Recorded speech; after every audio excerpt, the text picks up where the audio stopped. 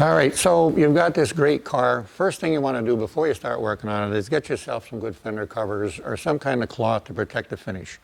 You'll drop a wrench, you'll drop a part, you'll drop something, and it's going to hit the fender, hit a painted surface, and put a scratch in it. So a very cheap investment is to make sure you get some good protection for when you're leaning over the fender. Be careful of your belt buckles and things like that, because you can mar up a nice paint job real quick by just dropping something or rubbing against it with your belt buckle or whatever. Another thing, you've bought the car, you've made the investment. Another great investment, if you plan on keeping this car and using it and working on it yourself, is get a manual. Get a manual for the car. These are relatively cheap. You can get them online. You can go to some of the various clubs online. Believe it or not, this is a manual for a 1948 Crosley. This is a manual for a 1960 Nash Metropolitan, easily available. You can get them. You can go all the way back. These are manuals for Model T and Model A Fords right here. And everything you need to know is in these manuals. I would suggest that you do not go to some of these online sites where everybody's giving their opinion. Everyone has an opinion on how something should run and what they've done in this.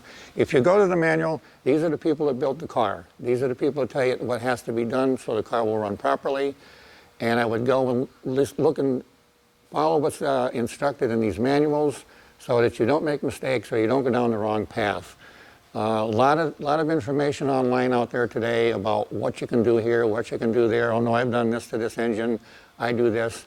Go to the manual. It's going to tell you what it needs, it's going to tell you what you need to do, and it's basically the Bible for the car. So if you plan on keeping the car, using the car, working on the car, this is where you want to go.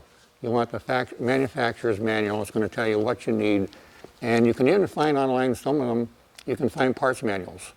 So you can know what part you're looking for before you go out shopping.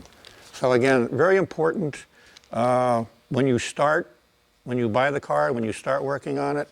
Another thing is don't be afraid to get a notepad, a pencil, a notebook, and jot things down as you go along. Maybe at the end of the day you don't need the information, don't worry about it.